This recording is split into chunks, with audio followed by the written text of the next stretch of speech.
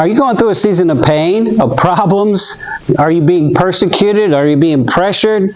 Are you going through a time of suffering, of sadness, of sorrow? Are you in the midst of affliction, adversity? I don't know what's going on, but I do know this. No pain, no gain. When I was in school, I used to run long distance. And my coach used to yell at us while we were running, and you could tell you're getting tied up with the pain. It's hard to break through.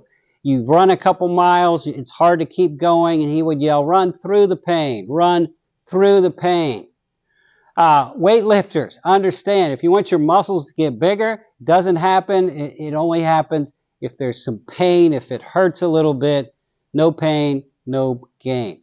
If you've got kids, they want to learn to walk, you want them to learn to walk, they're going to fall down. They're going to hurt themselves. They're going to get some bruises. They're going to bang on their nose and get a bloody nose. It's okay. That's how you learn. If they never went through the pain of falling down and getting up and falling down, they'd never learn how to walk. James chapter 1 gives this encouragement. It says, "My brethren, count it all joy when you fall into various trials, knowing this, that the testing of your faith produces perseverance, patience, endurance. But let endurance, perseverance, have its perfect work, that you may be perfect and mature, lacking nothing." Trials lead to maturity.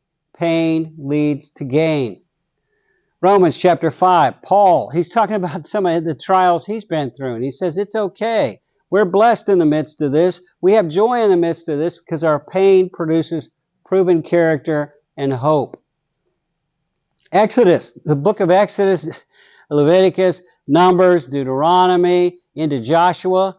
The children of Israel escaped slavery through 10 miracles plus the Red Sea. Amazing thing. They got out of slavery after 400 years as slaves in Egypt.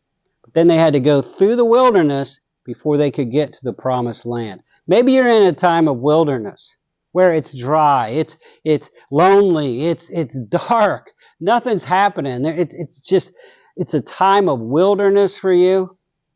Hang in there. You got to go through the wilderness to get to the promised land.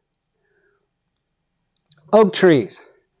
Oak trees are expensive compared to a pine tree in my country because pine trees, the wood's not very strong. Oak trees, the wood is much stronger. And the strongest wood of the oak trees come from the oak trees that are on a hillside where there's a lot of wind, because they develop their strength when they stand against the wind. The pine trees blow down when the wind blows. But oak trees put their roots down deep. They get stronger through the wind. No pain, no gain. Pearls. How do you get a pearl? Beautiful, white, smooth, luminous gem. How do you get one? Well, the oyster gets a grain of sand inside of it, and it irritates the oyster, and it secretes some fluids around it, and those fluids become a pearl.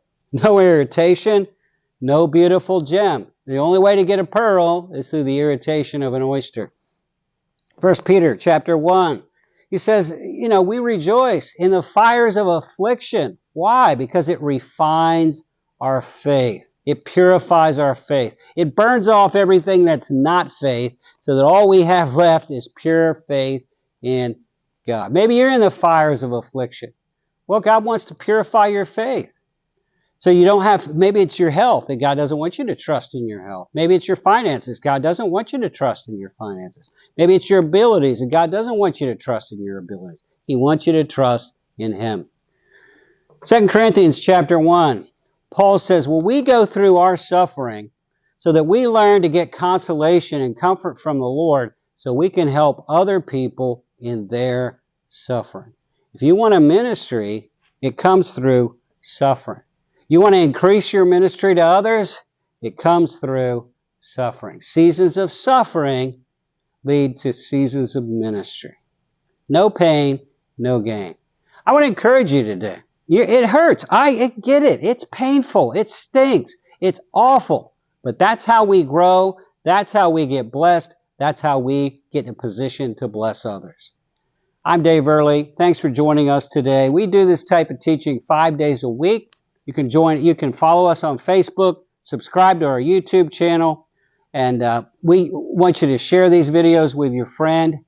God bless you, and hang in there. If you're in the midst of pain, remember, that's how you get gain.